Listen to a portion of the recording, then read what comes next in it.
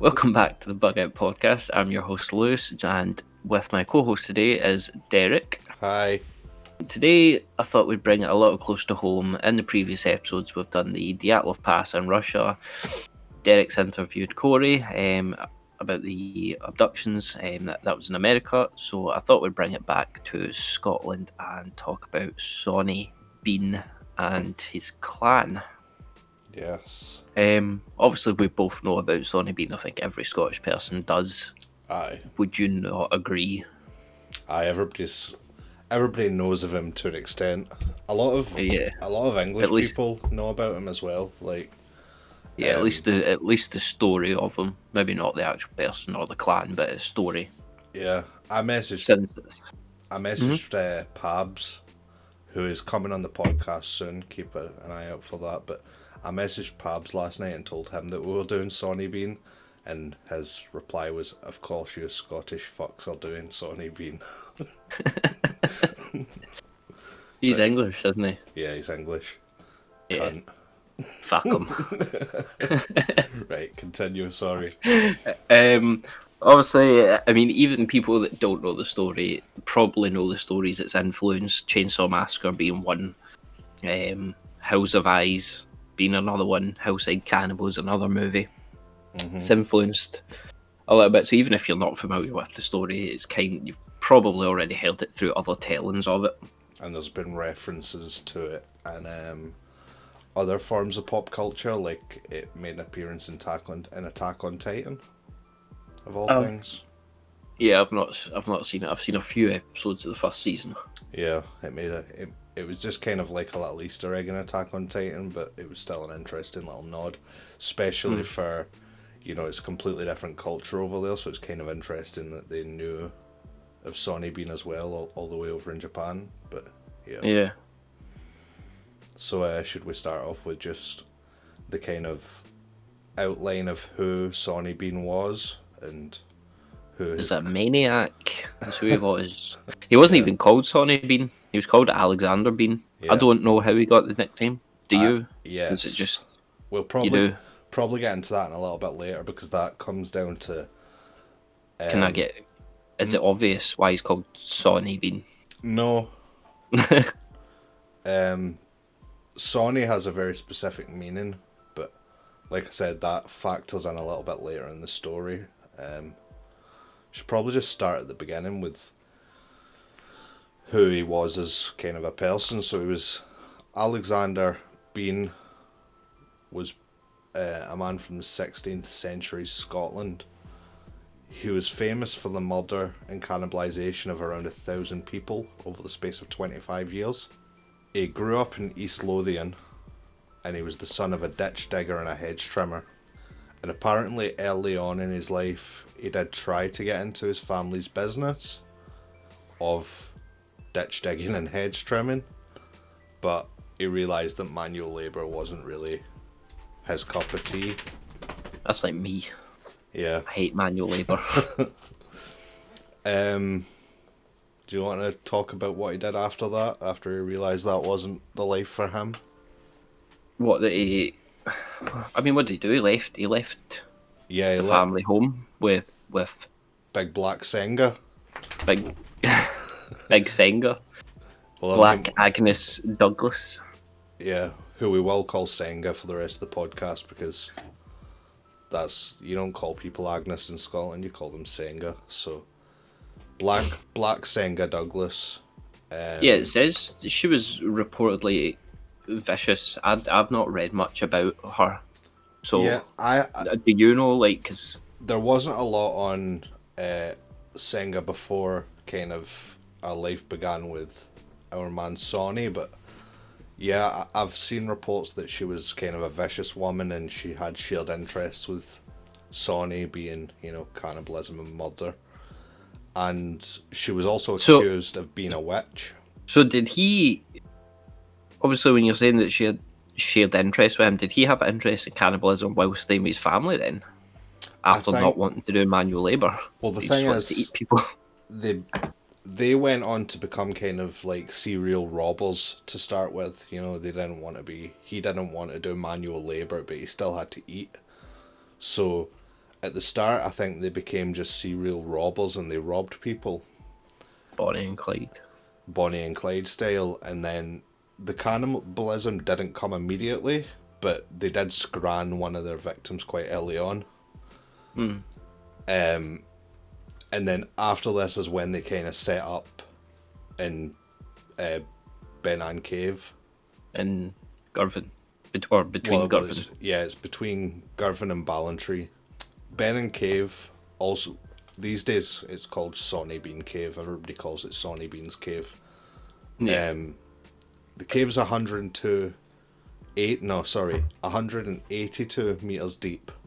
102.8. 102.8 metres. Yeah, 182 metres deep. And during high tide, the entrance is blocked by water, so the couple managed to hide out there undiscovered for 25 years. Yeah, I'm assuming it would have some sort of complex system if the entrance is blocked by water, but they're fine inside the cave. Yeah, or it could have just been a case of, the water kind of rose up and covered the entrance, but as it got further into the cave, it probably just kind of went into like a stream or a trickle that kind of made its way through the cave. And then they had cave babies. And then they had cave babies, yes. So Yep. at that point, they'd gotten into a habit of, they'd ambush people, they'd rob them, murder them, eat them, and it was a repeating pattern over and over. They went on to produce 8 sons and 6 daughters because they didn't have video games or Love Island back then. And then between those 8 sons and 6 daughters, they went on to have 18 grandsons and 14 granddaughters. So the clan grew quite a lot in size. Family stays close together. Yeah, exactly. We didn't mention that there were a lot of them were. It probably speaks for itself, but yeah, a lot of them were incest. So do you want to speak a little bit about what the family got up to? I mean, it was a lot more of the same, really. Yeah, it was just a lot of, they didn't want to do anything, so they took the easy way and robbed people, stole their stuff, and killed and ate them. Exactly. But they done it. I think it was only done at night time. I think because the tide was out at night, or something. Well, it wasn't just that. It was that they didn't want to. They didn't want to be discovered. So they stayed in their cave all day, and then they came out at night and grabbed any passerby that they could find. Yeah, because I'm pretty sure I remember reading that they pickled some of the body parts in barrels and stuff. Yeah, that's what they'd do. They'd rob them, they'd murder them, they'd take them back to their cave, dismember them, feast on the bodies, and then whatever was left over, they'd pickle. Yeah, and then they would just throw away the bones and stuff in the sea. Yeah, see, that was actually that was an alpha brain move, because what that caused to happen was the bones would wash out from their cave, and then they'd wash in on other parts of the sea, other parts of the beach, and all over the place, and it kind of threw the locals off to where these people were dying, and a lot of the locals put that down to wildlife and animals. Yeah. I mean, it was smart for a while. Obviously, they would only do that at night time though, so they wouldn't get caught and stuff. I'm probably thinking that obviously the tide and everything was out at night, and it was a lot calmer. Yeah. Possibly. I don't know. I think the tide came in at night. I might be wrong. I don't know, but I don't know. Who knows? From what the legend says, it was mainly because they didn't want to be discovered, and yeah, but then obviously that had effects because the more body parts that was found, the more they started thinking maybe it's not animal attacks, and then they obviously didn't know who was doing it because they were hiding out in caves. And that added to the list of the Bean clan's victims, because a number of innocent men were lynched for the deaths. Yeah. And the blame often fell on innkeepers because they were usually the last ones to see the victims alive. Mm-hmm. But this could only go on for so long, obviously. But you know the story of how they got caught, right? Eventually. Yeah, it was basically like a they had attacked someone, but did they not have like a gun or something, and stopped them from attacking him? Yeah, well, it was a couple. They were fairgoers, and they were ambushed by the Beans one night on the way back from the local fair. It was two people on the same horse, a man and a woman. The man was skilled in combat. He had a sword and a pistol, and he kind of fought them off a little bit, and there was a bit of a skirmish between them. And the lady was actually knocked off of the horse, where she was then dragged away and ravished by the Beans. Following that, yeah. What are you saying? I was just gonna say, can you imagine just going to a fair in the town or something and walking back at night time, and then this group of 16 cannibals just jump out the bush and try and start eating your neck? And yeah, imagine how fucking scary that would be. Yeah, it would. I mean, it happens, like, obviously people still get attacked now, but yeah, imagine they're trying to eat you at the same time. Yeah, incest cannibals is a different level. What was it? What was the movie? Was it Wrong Turn that had the incest cannibals in it? Mm-hmm. Yeah. I don't know if that was influenced by Sawney Bean, but that was a weird movie. Well, it could have been, but been. But the man actually ended up surviving that encounter with the Beans, and he would eventually be their downfall. Since the Beans, since he made it back to town and reported to the magistrate of this clan of incest cannibals that attacked him and his lady friend. I don't know if it was his wife or partner or just a friend or maybe a lady he was courting, but don't know. Yeah, because this is when the story starts getting a kind of bit muddled up, because there's two different outcomes. Yeah, I think there was theories that it was during, was it King James the Sixth?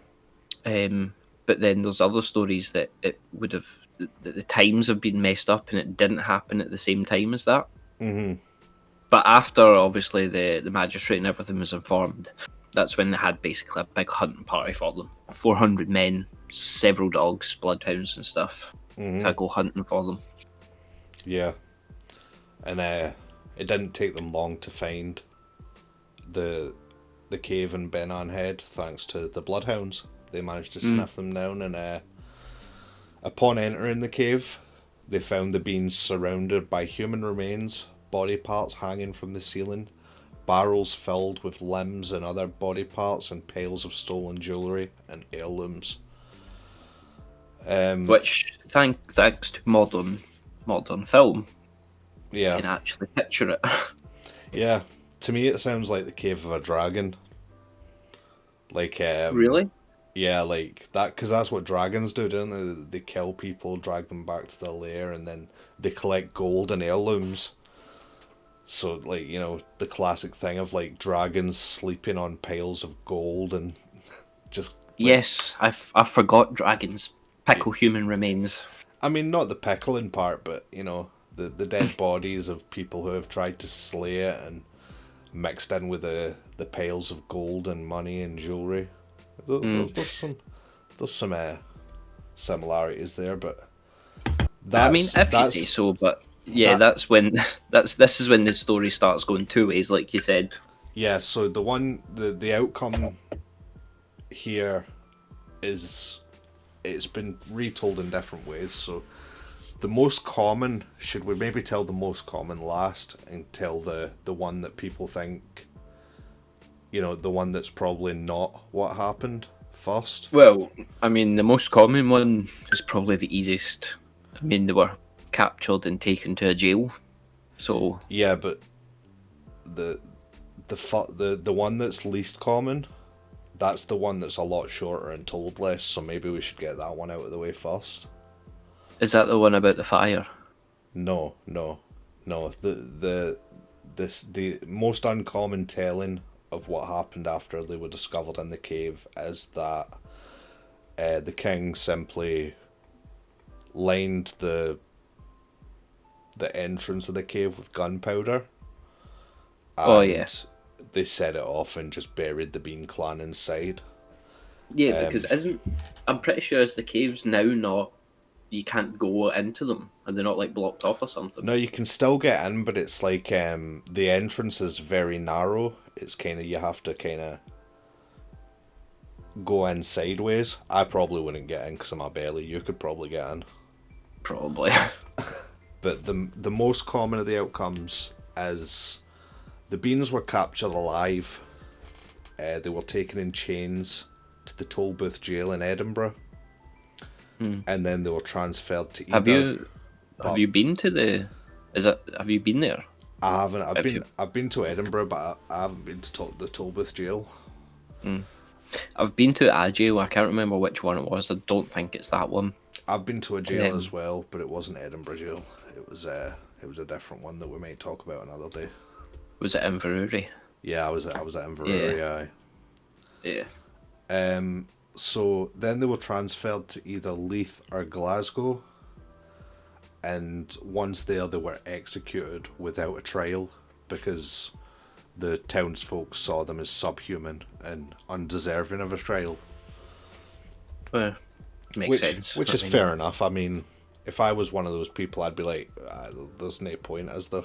Like, it's just wasting everybody's time. Just be gone. I know. But be gone. Yeah, so the Sawney men had their genitals mutilated, which I agree with the execution of them, but why?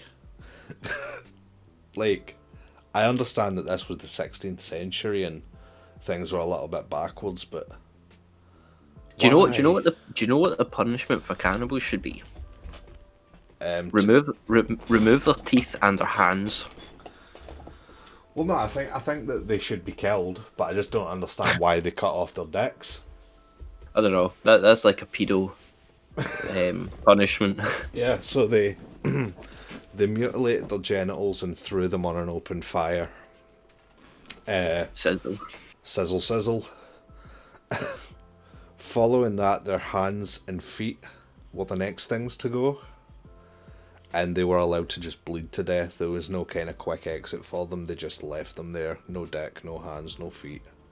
Yeah, lovely. And just Alexander's last words were reported to be, "It isn't over. It will never be over." Which, I think at that point it was pretty fucking over for him. Yeah, there was no coming back from that at all. No. Even if he didn't bleed to death, he has no hands and feet or genitals or anything.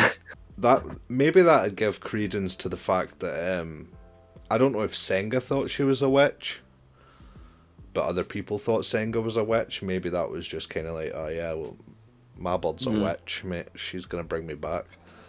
Well, I mean, if they were a weird family, then I would say maybe they thought that, but they didn't really interact with anyone. They done it at night time. They were only around each other. So yeah. I think it's probably a case of just everyone's going, oh yeah, she's married to the devil, she's a witch. So that's how I don't think they were married. Well, I don't know. Let's just go with that they were. That was how the men died. The women got treated a little bit different. The women and children, should I say. And this bit kind of depresses me. So the women, the children, and Senga herself, they were tied to stakes and burned alive. Now, in my opinion, right, the children of Sawney Bean and Black Senga, they should be added to his victim list, because as much as the children were little savages as well, they didn't choose that life, you know? Yeah. But, I mean, this was back in, the 1600s? Yeah. So, things were a lot different back then. Definitely. They weren't going to take any chances. Definitely. But I don't like that either. I mean, do you remember obviously you must remember the scene in Game of Thrones where the daughter's getting burned at the stake? Yeah, yeah. Kind of the same thing. Aye, basically. And something that goes along with that other part of the story is there was also kind of rumours that one of Sawney Bean's children had actually left the clan, and she went to live in Girvan, which if you've never been to Girvan, I have. Yeah, there's some good chippies in Girvan. Great fish and chips. But I don't think I've actually ever had fish and chips in Girvan, to be honest. I think I've been in it, passing it, and that's about it. Yeah, Girvan, I've been in Girvan a few times, and good fish and chips. But yeah, so one of those daughters of the Beans was said to have left and settled in Girvan. And even this doesn't even have a happy ending. She planted a jewel tree in the town years later. And when it was discovered who she really was, the townsfolk hung her from the same tree that she planted, which is pretty depressing. Yeah, so I've just Googled what one of those trees look like, and they are huge. Yeah. So how long was this before she was hung from one? Because those trees are huge. Well, you've got a tree can only grow so big in one person's lifetime, so it probably wasn't that huge by the time she was hung from it. But yeah, so that's the entire story of the Sawney Bean clan essentially. But there's more to it than meets the eye. What we're going to talk about now is the fact that it may not have been true in any way, shape, or form anyway. There are conflicting, I don't know what to call them, scholars who conflict on it, but there's a lot of kind of disagreement about the legend of Sawney Bean and his clan, and you know how much of it's true, how much of it's false, if he existed at all. Well, I mean, at the end of the day, it's just an urban legend. People are going to believe it, people aren't, and I don't think there's going to be anything you can do to convince the other one of the other. Yeah. There has been, obviously, stories and articles and things that have been tried to go back that far to see if there was any validity to it. I think there was one in 2005 that there was no mentions of anyone going missing or anything around the time of when the story takes place. So that's one of the reasons why people think that it could just be a story taken, and there's bits and pieces of what real things that have happened added into the story, and it's not an actual real life thing. Yeah, so the article that we're talking about then was by a writer named Sean Thomas. Sean Thomas, yeah. And I just couldn't remember his name. Yeah, he was quoted as saying, from broadsheet to broadsheet, the precise dating of Sawney Bean's reign of anthropophagic terror. What? Anthropophagic terror. What does that mean? I've no idea, but I'll just go with it. Sawney Bean's reign of anthropophagic terror varies wildly. Sometimes the atrocities occurred during the reign of King James VI in the early 1600s, whilst other versions claim the Beans lived centuries before. Viewed in this light, it's arguable that the Bean story may have a basis in truth, but the precise dating of events has become obscured over the years. Perhaps the dating of the murders was brought forward by the editors and writers of the broadsheets so as to make the story appear more relevant to the readership. To add to the intrigue, we do know that cannibalism was not unknown in medieval Scotland, and that Galloway was in medieval times a very lawless place. Perhaps nothing on the scale of the Bean legend took place, but every story grows as embroidered over time. Yeah. I mean, basically what he's saying is the story's probably not real, but it's probably influenced by real things. Yeah, well, that's what we're Too long didn't read. with Christy Cleek. Mm-hmm. I don't know. I don't know much about this one, so Well, that was just another story similar to Sawney Bean from around the 15th century, and it's just another kind of urban legend, mythical I'm story assuming. of a cannibal that didn't necessarily exist.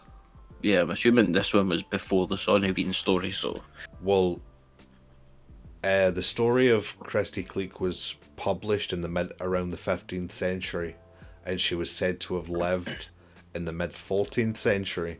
So, if Sawney Bean was based on Christy Cleek, there's around 150-year gap between the two.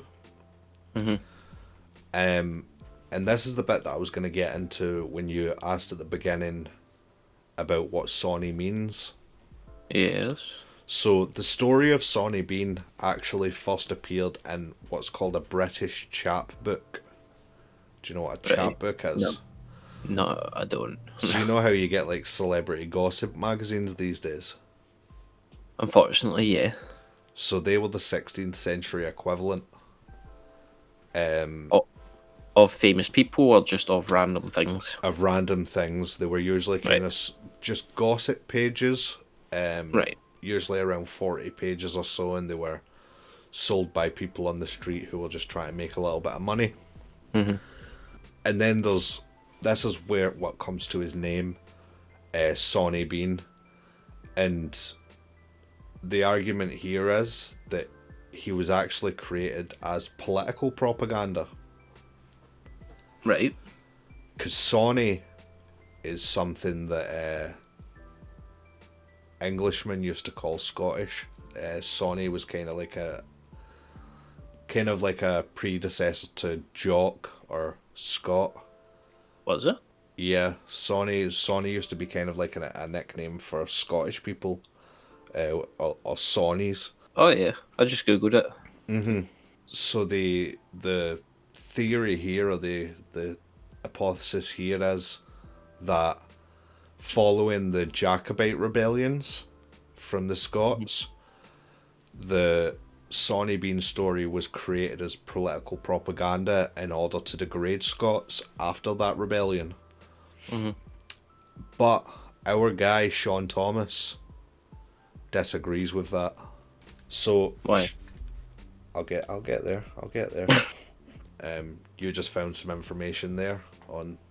Yeah, it's the word Sawney is just a derogatory term for a Scots person. Yeah. Or it also means a foolish person. Yeah, so like I was saying though, our guy Sean Thomas disagrees. He says that the theory holds no weight because the same chapbooks also denigrated English people in the same way, which makes me think maybe it wasn't specifically aimed, or maybe it wasn't politically motivated propaganda. Maybe it was that it was just whoever was writing these chapbooks at the time was a little bit of a... maybe he enjoyed parody, maybe the guy was just... Because obviously it's a derogatory term for a Scotsman, but like the other meaning says, it's for a foolish person. And if these chapbooks were describing English criminals the same way as Scots criminals, then it would kind of be the perfect word to use because they are fools. Well, it wasn't describing them as Sawneys as well. I'm just saying, in the same books, there was stories about English criminals in a bad way as well, or looking at them in a bad light. So it wouldn't make much sense for it to be English propaganda about the Scots if there was also stories in there that denigrated English people. Yeah, I suppose. But yeah, there's not a lot more to it than that. It's really unclear how much of the Sawney Bean legend's true. It could be a little bit, it could be none. It probably, but we can probably say that it's definitely not, what's the word I'm looking for? It's not what the kind of legend, the story makes it out to be. I mean, even if it happened, if it didn't happen, obviously it's so far gone in the past. But if you think about it, even if the story didn't come out, you might not even have movies such as The House of Eyes or anything like that. Well, yeah. So even if it's not real and if it's fake and it is just a story, it's still very important, if that's the right word. It's it whether he existed or not, it's clear that they had an immense effect on popular culture and popular horror specifically. And every country has their legends, whether true or false.